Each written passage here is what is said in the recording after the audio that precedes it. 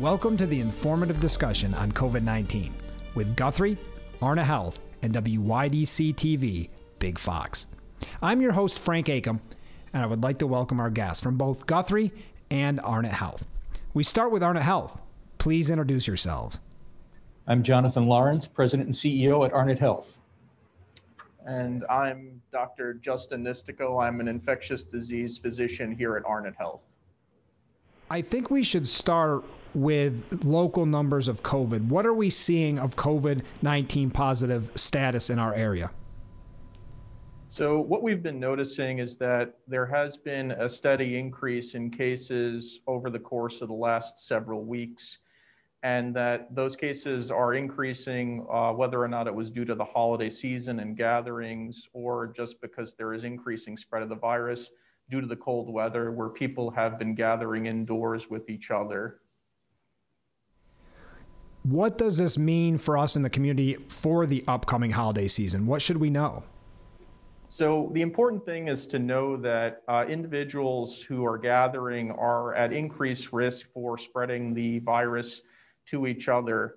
And what's important to note is that those individuals that could be at risk to spread the virus should be cautious in making sure that people who are vulnerable aren't exposed to the virus. So if you have elderly family members, individuals in your household that could be, immunocompromised or can get sick easily, we just have to be cautious and careful so that when we do think about the holiday season, we're just thinking about those individuals to protect them so that we ourselves can help stop the spread of this particular virus. I think a big question that a lot of people wonder is when should someone be tested for COVID and how do they go about that at your facility? So what we've done is that we basically look and assess each of the patients. So for individuals who should be tested for COVID-19 infection are individuals who may have developed symptoms such as they could have symptoms from having headache, fever, they could have cough, some mild shortness of breath or some shortness of breath that's different than they normally feel. Some individuals have a loss of something called a taste or smell. They may have loss of taste or smell, or they may have some upset stomach. So individuals who are symptomatic should definitely be tested. And the other individuals who also are at the forefront of being tested are individuals that may have had a very close exposure to someone with COVID-19, where they were in close contact with someone who has tested positive with COVID-19. At Arnot Health, we do have a very well-oiled machine in terms of our COVID testing, where we have a drive-through testing unit. And we have also, if individuals are thinking about getting tested, they can call our COVID-19 hotline, which is 1-800-952-2662. And a team of well-trained individuals will be able to answer some questions or ask them some questions about the symptoms they're experiencing and then connect them to an individual to get them tested. Great. Now, we hear a lot in both New York and Pennsylvania about hospitals being directed to increase hospital capacity. What specific things are your respective systems doing to accomplish that? So this is something we've been working on since the outset of the crisis. Arnot enjoys a collaborative relationship with Corning Inc., who has a plant in Wuhan, China. So right from the outset, we were alerted to concerns. We'd been stockpiling personal protective equipment. So we have months of that on hand. We were proactive and acquired ventilators before they became in such short supply. So we have many more than we could need. We have the benefit of being a system with 3 hospital facilities. So we have plenty of beds available. And we have areas throughout our facilities, even if we were to use all of our typical hospital beds, we have beds and expert staff with advanced life support services and capabilities in various areas, our post-anesthesia recovery units, in our cardiac care unit, in our ORs, and in our procedural areas. So we can take care of more patients than a typical census number would have. Like most hospitals, we're prepared to be able to operate beyond our census. The real challenge right now for us and for other hospitals throughout this region and what we see throughout the nation is the limitation of staff. Our staff are not immune to the virus, and they are getting the virus in increasing numbers. And so this is challenging. We're seeing this in the nursing homes particularly. We've seen this throughout the community in prisons. We've seen this with emergency service workers. And now we're beginning to see it, particularly after the holidays, on our own teams here in our hospitals. So this is why it's so important for people to make sure that they're doing all the things they can to protect themselves and others, because it impacts our teams who would be here as the last line of defense against this virus. Well, to piggyback off of that question, we go to WYDC TV Big Fox COVID-19 specialist Amanda Decker. So how are your ICUs handling the increase in patients?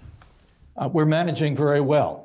We're actually seeing lower levels of volumes in the ICU than we did at the beginning of the pandemic. Our ability to be able to take care of people and the techniques that have been used, Dr. Nistico can speak to, but they've changed, and we've been more successful at taking care of patients in lower level settings. So there is not as much demand on the ICU beds as we might expect. However, it is increasing, and it's something that we monitor daily and closely. Yeah, and we've noticed that with the advent of the new treatment modalities that we have, including the FDA-approved drug remdesivir, we have been using on certain patients who meet specific criteria that we've established in conjunction with other institutions and some national institutions on the use of the remdesivir. And we've noticed a good response for those patients receiving that medication. Well, that's great to hear. Now, one of the things that I've heard from a lot of people are the concerns that some people that test positive for COVID have no real symptoms, and while others end up on a ventilator. Is there any way to determine the level of severity someone might, who becomes sick with the virus might experience? So typically what we're noticing is that individuals that may get diagnosed with the infection at home may start to feel completely fine. And really what it comes down to is a close monitoring of those symptoms.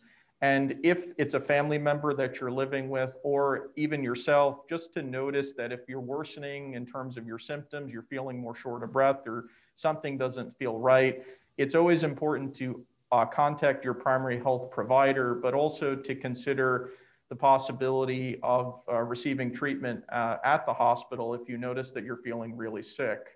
And the way we've done it is that we do testing in the hospital to look at certain types of labs that might be abnormal. And in some individuals, those labs, if they're abnormal, they could indicate a more severe type of infection. Some people don't feel sick right away. It actually takes a few days to start to feel really ill with this particular infection. But that's definitely something to keep in mind if you do get sick with COVID-19. Now, at the beginning, we discussed the uptick in our area, and it's obviously a real concern. Do you anticipate having to again postpone non-emergent surgeries? And to add on to that, what is considered a non-emergent surgery? So, of course, that's part of our contingency plans should needs require it. But we hope that that's not the case. But on a daily basis, we monitor what the demand is, what number of patients that are coming through our emergency department, the number of hospitalizations we have. And if we have to limit surgeries that are non-emergent, otherwise known as elective surgeries, then we do so in order to make sure that we have, again, not only the beds available, but we have the right staff to provide the right care in the right locations to all of our patients who need it. Elective surgeries are simply those surgeries that are non-emergent in nature, meaning that there is no threat to an individual's life or limb, and that delaying that surgery is not going to lead to increased morbidity, meaning increased illness, and it would not have any long-lasting adverse effects on the patient. It's something that could reasonably be put off without any adverse impact. One of the discussions in our area and throughout the country obviously has been the emergence of a vaccine and maybe perhaps a light at the end of the tunnel. What do you expect in terms of COVID vaccine availability here in our region? So it's definitely something that we are getting at one point. We're just waiting for the availability of the vaccine once it gets put through the appropriate FDA regulation.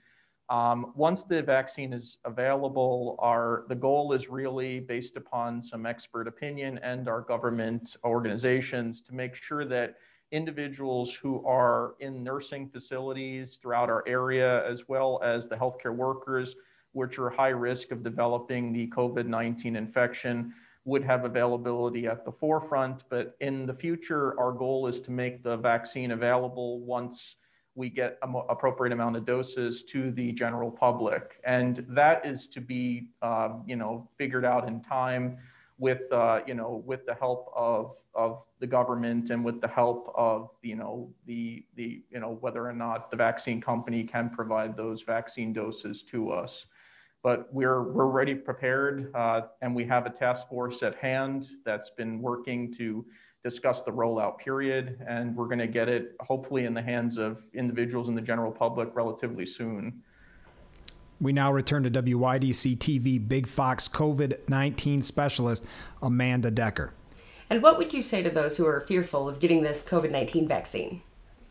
So it's important to note that the vaccine is the first step in the fight that will really turn the tides, I believe, in this particular pandemic. And the reason I say that is because the way the vaccine has been reported and studied, it has shown great efficacy in reducing the amount of COVID-19 infections. And the important thing to note too is that the side effects that people are hearing about or even being discussed about is in general pretty mild. The most common side effect that we're noticing with the vaccine based upon the trials and the studies is just some local pain at the site of the injection. There can be others, such as some fever, chills, and some body aches, but it all has resolved for those individuals. And it is a plan to be a 2-shot administration, but the vaccine, what I would say is really the first step and will definitely help us make that first step towards normalcy again. I recently saw a poll that the number is up for people that are experiencing mental health issues and kind of this depression because of whether it's lockdown, quarantines. What advice do you have for those struggling with mental health issues related to the pandemic? I think really the important thing to note is that this situation is a trying time for a lot of individuals, but we still want to make sure that those individuals that are feeling this way, that they know that they have help. We have new technology now that has shown us to be very advantageous, such as Zoom conferencing or even teleconferencing with patients and their providers. We also have other mental health, individuals who essentially could be helping them, whether they're caseworkers, social workers, that all can do this teleconferencing. So they're not alone in this particular fight. And it is important to know that really for those individuals that we're really working towards getting back to a normal way of life and, to go back to the way things were, so to speak. And that's an important thing just for them to know. And isn't it remarkable? You mentioned the technology with the telehealth, at a time when we're saying we can't have our normal holidays, what a great thing to have things like Zoom and all these various outlets where we can actually reach out to people. It might not be the same, but at least we can reach out to people and be close that way. Yeah, absolutely. If there's a silver lining to any of this, it's that we find that people can be essentially alone, but not in isolation because of this technology that's available. And that's why, to add to Dr. Nistico's comments, we don't want to see anybody, particularly people suffering from depression or loneliness or anxiety at this time, to be suffering by themselves. So please reach out and call us if you don't have access to a caseworker or support staff, and let us help you get connected to some of these resources. There's no reason to be suffering in silence or by yourself. Sometimes it seems like we need to go back to the basics of the early days of the pandemic. So what would you say to people, what they should keep in mind to stop the spread of COVID? So, it's a question of taking a look at each of these things and how they fit together. Masking is not enough. Hand washing by itself is not enough. Social distancing is not enough. But all of these things together on a continuous basis will, you recall the term flatten the curve. It will reduce the number of infections we have to keep not only yourself safe, but just as importantly, your family members and others and the people who are most vulnerable in the community safe, as well as those on the front lines. And that's who we're most concerned about right now. The people in the nursing homes who are most vulnerable and the elderly with various conditions, and the people on the front lines who need to be there to provide the care to people who do have the virus. So this is why we've teamed up with our colleagues at Guthrie Health to ask everyone to please practice these behaviors and to be disciplined at a very difficult time right now when we all want to be together, when we want our families together, when our kids are home from school, and we want to be in the comfort of our homes with our families and friends. This is a time when we have to exercise extreme discipline and caution. And you mentioned the people at the front line. What's the community outreach and the really the outpouring of thanks been like to you at Arnot? Well, I think it's been tremendous. We've received letters and recognition cards on a routine basis, commending our staff who are among the best nursing and healthcare professional staff I've had the privilege of working with in my 30-plus year career. They demonstrate excellence every day and compassion, and they have come in and fought this COVID battle tirelessly. And they've been doing so for many months, and even after all this time now, it's increasing, and we're grateful for the recognition of the public to the efforts that our staff makes to make them comfortable and to be attentive to their needs, even under the most difficult of circumstances. And if someone is just tuning in, when should someone be tested for COVID, and how do they go about doing that at your facility?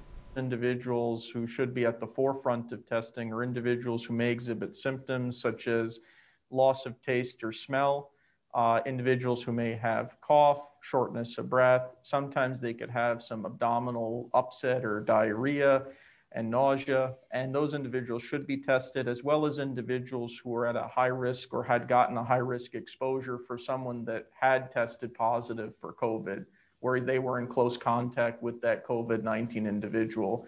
So we have a drive-through clinic here. There's a team, there's a COVID hotline at Arnot Health.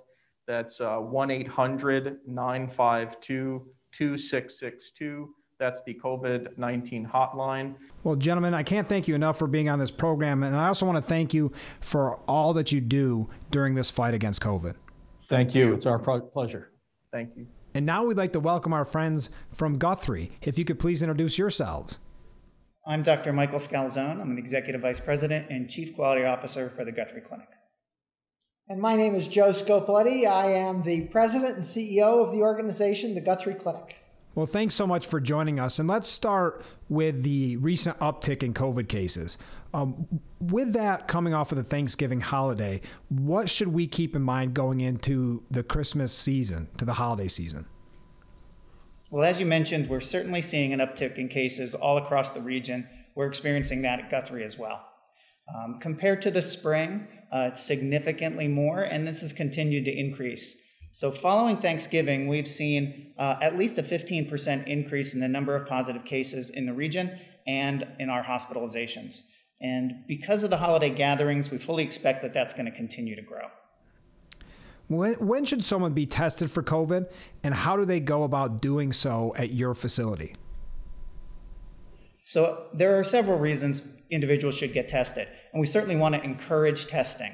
The three that are most important would be, first, of course, if you have symptoms.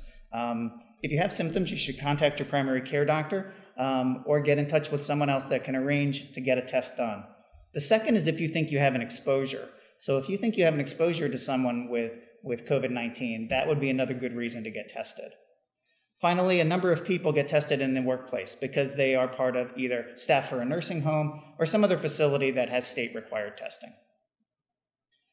I want to add to that testing for those people who are symptomatic and are not sure about going to a primary care physician can also be facilitated through a video visit. So there's a variety of ways you can access the Guthrie website so that you can obtain a video visit, and that can result in an order for your COVID test. Thank you. Now, we hear a lot in both New York and in Pennsylvania about hospitals being directed to increase hospital capacity. What specific things is your system, is Guthrie, doing to accomplish that? So this directive was in place as early as the spring. And back then, we began putting plans in place. So we've had what we call a surge plan that has existed since March or April. And as we get the direction from the state, we just implement step by step what that plan may be. It may include changing from one type of care in a unit to another type of care in a nursing unit. So we may expand into different spots in the hospital. We may shift some nursing care. We may ask some people who maybe don't do as much clinical care to join a care team of nurses in order to further take care of those patients who need the COVID type care rather than a routine care that we deliver. We've all heard the stories, about someone contacting COVID and not having any symptoms at all. And then there's others who end up on ventilators. What determines the level of severity someone will receive, what they'll go through if they become sick with the virus? So that's a great question, and a lot of people wish they could understand that a little bit better. So what we do know is that if we look at the population of individuals that are hospitalized, they are predominantly older or have multiple medical conditions. So we can say that those are certainly risk factors. We know that there are occasionally younger people who can also get sick. But if we look at any individual, it's very difficult to know why exactly that individual person became more ill from COVID-19 than did someone else. But the two risk factors continue to be age and multiple comorbidities. We were talking about the increase in numbers in our area. Do you anticipate having to again postpone non-emergent surgeries?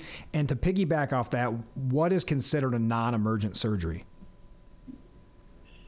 So we have already experienced enough of a surge that we have started to make modifications to our non-emergent medical care, medical services in the hospital setting.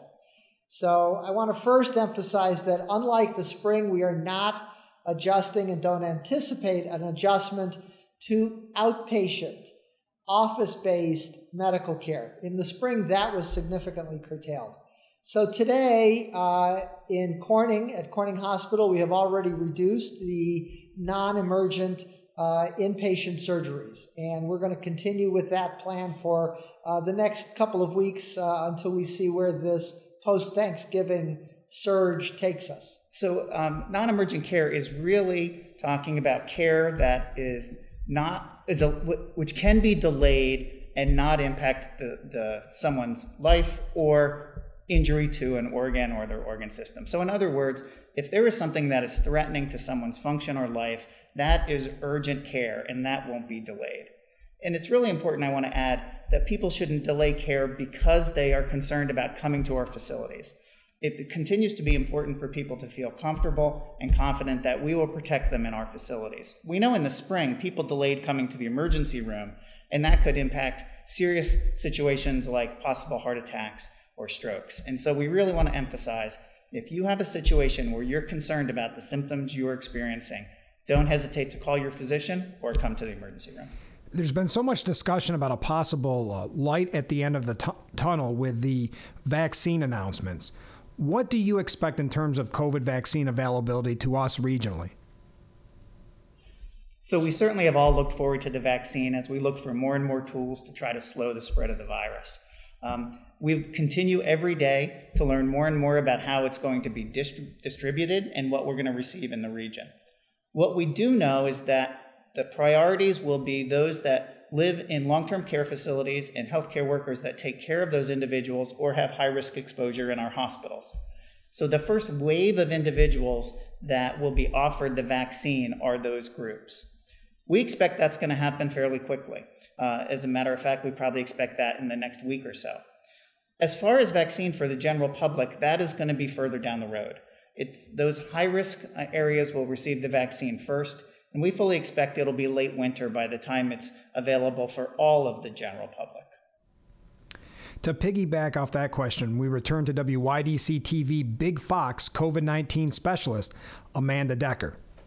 And what would you say to those who are fearful of getting this COVID-19 vaccine? No need to be fearful. So I just was reviewing some of the data this morning. More than 100,000 patients have now been through the vaccine trials, and there are no significant side effects. There are the typical side effects from a vaccine. You may get a soreness in your arm or some minor reactions, but as of right now, there's no reports of significant side effects with any of the vaccines. And I do trust the FDA would not release a vaccine that in their scientific expertise is not safe. That's just not going to happen. Conversely, it has a high degree of effectiveness. And so for the people that are really thinking about the risk-reward balance of this, the risk is low and the benefit is significant. And so it is the right thing to do, and people should feel comfortable and confident receiving a vaccine. We've all seen the troubling polls and statistics about mental health during the pandemic. What advice do you have for those struggling with mental health issues related to the pandemic? You know, on a personal level, I've tried to divide this into two categories, if you would. One is avoiding those things that are causing you more worry. And so I know this may sound a little odd, but really giving some thought to what you're reading and watching and finding a balance between what you would normally have done in gathering information, experiencing the news, etc. Find a balance and do it consciously. And the second is we all like routines, and you have to establish new routines. And I think what COVID has done to us is it's taken away our usual routines, and we haven't found our way as a larger society to reestablish other things. I know in my neighborhood, I see people out for walks that I've never seen before, and I think they're people that are trying to establish their own new routines, things to do that are allowed in the COVID world that they may not have done before. So I would encourage the people that are listening to this to find their new routines, to allow themselves some normalcy. And then lastly, there are a lot of resources out there. If you think you're seriously in trouble or your family identifies a member that is, reach out to the many, many organizations, whether it's at work or public, community-based agencies. There are a lot of resources for people that are having mental health issues, and please don't be hesitant to reach out to those now. That's great advice. Thank you. And why is it important that people remain vigilant right now in helping to decrease the spread of COVID? What things do we still need to do to keep this in mind, to keep this active in our mind? Well, they're simple, and we've mentioned them many times, but they remain just as important. What we've learned recently is that this latest surge is very much tied to small gatherings rather than larger gatherings, and gatherings in the home. So aside from making sure that we maintain social distance in public, that we wear our masks, when you're in a small gathering at home, do your best to keep that small. Meals are a considerable risk, so limit the amount of time that you have a meal with those individuals, and really continue to do those few things that can help prevent the spread. I like to ask this question because I think it's important to hear your response. What is a community outreach and the thank you from the community meant to you at Guthrie? So this is a really important concept. I don't think Dr. Scalzone and I, maybe we don't need that reassurance or that pat on the back, but I can tell you that our frontline workers, the nurses and the aides and the staff and the receptionists, they really appreciate that pat on the back. And so we just talked about mental health. It's a component of their mental health. They appreciate the sentiments of gratitude and appreciation for the courageous hard work that they're doing. Well, I want to thank you for being a part of our informative discussion on COVID-19. And I also want to thank you for all that you've done during this pandemic. Thank you. Thank you. Thank you for watching our informative discussion on COVID-19. with Guthrie, Arnot Health, and WYDC TV, Big Fox.